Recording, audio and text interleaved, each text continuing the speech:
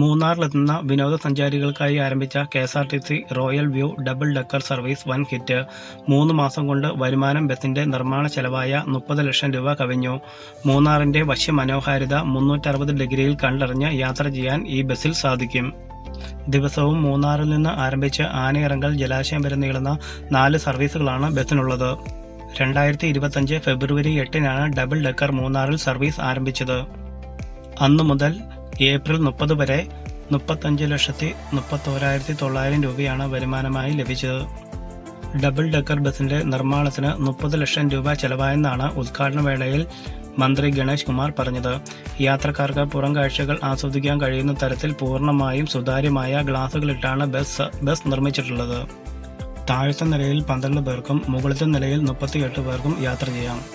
Lower seat യാത്രയ്ക്ക് 200 രൂപയും upper സീറ്റിന് 400 രൂപയുമാണ് ടിക്കറ്റ് നിരക്ക്. 3 മണിക്കൂർ നീളുന്നതാണ് ഒരു ട്രിപ്പ്.